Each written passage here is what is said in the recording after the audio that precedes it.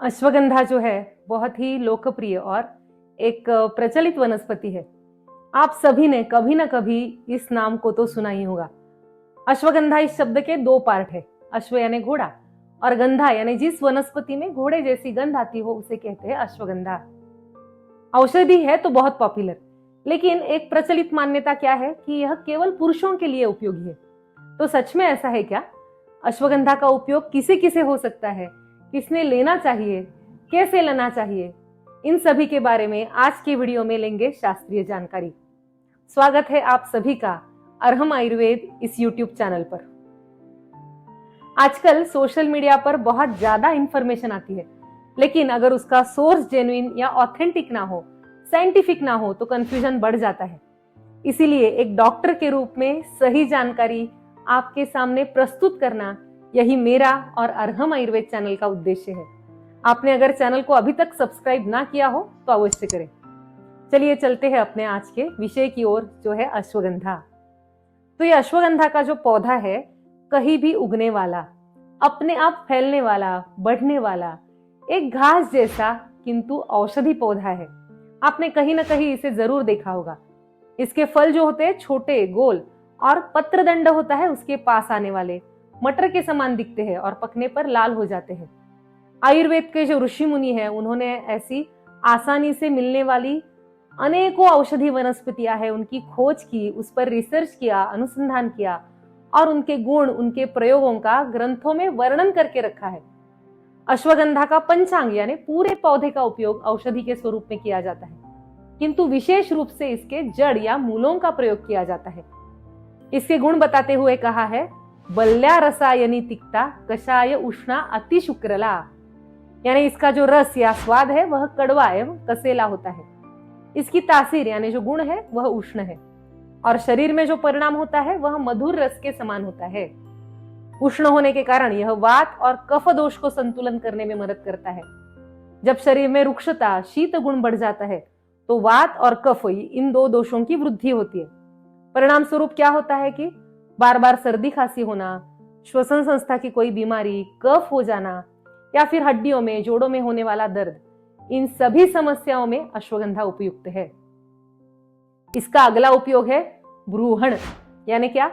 सभी शरीर घटकों को पोषण देने वाली, नरिशमेंट या न्यूट्रिशन करने वाली। शरीर में मुख्य रूप से 7 घटक है, रस, रक्त, मांस, मेद, अस्थि, मज्जा और शुक्र। इन सभी धातुओं को पोषण और बल देने वाली है अश्वगंधा।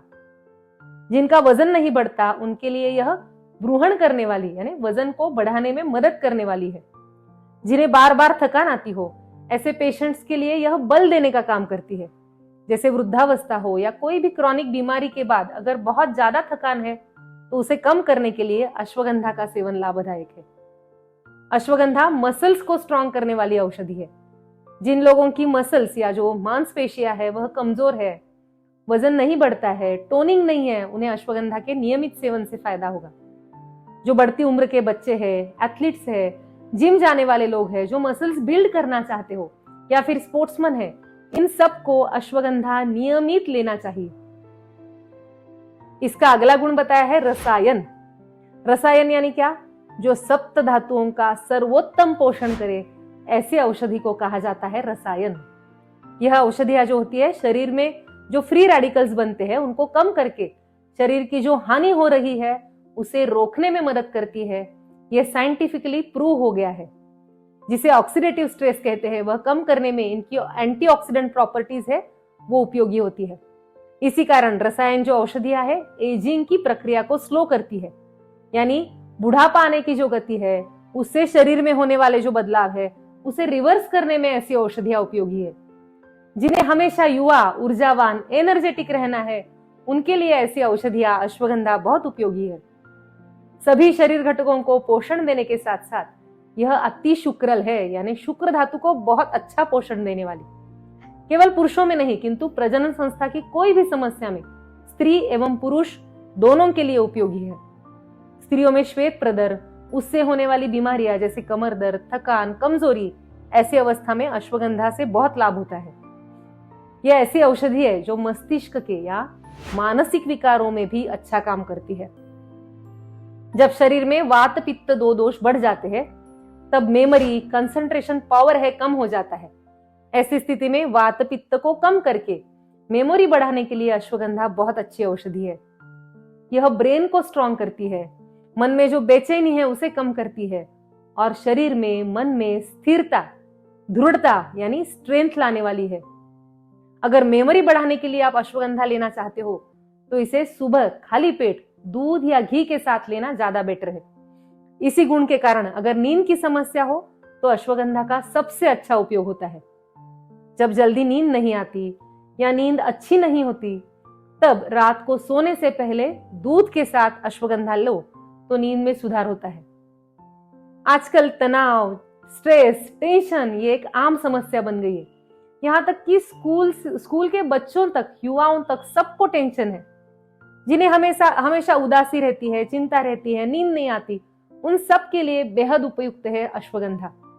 इसके सेवन से टेंशन, डिप्रेशन, स्ट्रेस की जो शिकायत है 100% कम हो जाती है। इतना ही नहीं, ये हृदय के लिए हितकारी है क्योंकि जो हार्ट मसल है उनको स्ट्रांग बनाने का काम अश्वगंधा करती है। रिसर्च ने यह साबित किया है कि अश्वगंधा से हाइपरटेंशन कंट्रोल होता है। इसलिए जिनका हार्ट रेट बार बार बढ़ जाता है, धड़कन बढ़ जाती है, बेचैनी होती है, उनके लिए अश्वगंधा बहुत उपयोगी है। कई बार युवाओं में वजन कम होता है, लड़कियों में यूटेरस वीक होता है, इसलिए युवा लड़कियों में पीरियड्स को लेकर कुछ न कुछ समस्याएं होती है, जैसे व्हाइट डिस्चार्ज होना, हमेशा कमर दर्द रहना, पेट में दर्द होना। ऐसी समस्याओं के लिए अच्छी दवा है अश्वगंधा, क्योंकि ये यूट्रस के मसल्स, जो गर्भाशय के स्नायु है, उनको भी स्ट्रांग बनाती है। तो ये हुए अश्वगंधा के गुण एवं फायदे। अब देखते हैं कि इसका सेवन कैसे करना है। तो मार्केट में आपको ये विभिन्न स्वरूप में उपलब्ध होती है। मुख्य रूप से अश्वगंधा की जड़ का उपयोग किया जाता है। इन जड़ों का चूर्ण या पाउडर बनाकर इसका सेवन किया जाता है। अश्वगंधा की गोलियां भी मिलती है, टैबलेट या कैप्सूल, या फिर अश्वगंधा रिष्ट मिलता है। लेकिन हर व्यक्ति की उम्र अलग है, उनकी प्रकृति अलग है, जीवन शैली अलग है, इसलिए अश्वगंधा का सेवन या उसकी मात्रा हर किसी के लिए अलग अलग हो सकती है। हाँ, लेकिन आप सामान्य रूप से टॉनिक के रूप में अगर इसका उपयोग करना चाहते हो तो अश्वगंधा को सुबह खाली पेट लेना चाहिए। यह पचने में गुरु यानी भारी है, यह ध्यान रखें। इसलिए सुबह इस दवा को लेने के बाद जब तक आपको भूख ना लगे तब तक कुछ भी ना खाएं। इसका सेवन आप 2 तरीकों से कर सकते हो। पहला है अश्वगंधा का चूर्ण, जो है दूध के साथ लेना। लगभग आधा से 1 चम्मच अश्वगंधा का चूर्ण और मिश्री के पाउडर मिलाकर दूध के साथ लेने से अश्वगंधा का जो कड़वा स्वाद है और तीखा गंध है वह कम हो जाता है। और दूसरा तरीका कि अश्वगंधा की जो जड़ें होती है उसके 2-4 टुकड़े ले ले, 1 कप दूध और 1 कप पानी डालकर इन मूली को उबाल ले। जब 1 कप दूध बच जाए तो इसे छान ले। इसे आयुर्वेद में कहा गया है क्षीरपाक। सभी उम्र के लोग इन 2 प्रकारों से अश्वगंधा का सेवन कर सकते हैं। आपको अगर अश्वगंधा रिष्ट लेना है या अश्वगंधा की और कोई दवाई लेनी है तो डॉक्टर से सलाह अवश्य लेनी होगी। आज हमने अश्वगंधा के बारे में जो जानकारी देखी वो तो बहुत उपयोगी है, लेकिन एक बात ध्यान में रखें कि अश्वगंधा एक उष्ण औषधि है एवं गुरु है।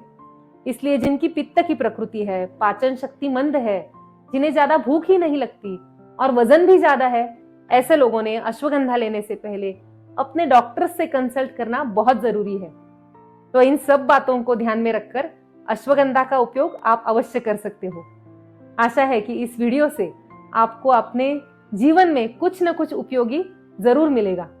इस बारे में आपके जो भी कमेंट्स है, आपके जो भी सवाल है, उनका अरहम आयुर्वेद यूट्यूब चैनल पर हमेशा स्वागत है। वीडियो को सिर्फ लाइक करके ना छोड़े, बल्कि ज्यादा से ज्यादा लोगों तक शेयर करें, क्योंकि आज के जमाने में आयुर्वेद की शास्त्रीय जानकारी अधिक से अधिक लोगों तक पहुंचाना बहुत बहुत जरूरी है। अगर सही जानकारी ना मिले तो कंफ्यूजन बढ़ता है, दुष्प्रभाव भी होते हैं। तो चलिए हमारे साथ मिलकर इस मिशन का हिस्सा बने और सही शास्त्रीय आयुर्वेद ज्यादा से ज्यादा लोगों तक पहुंचाने के लिए हमारा साथ दें। मिलते हैं अगले वीडियो में। शुभम भवतु। धन्यवाद।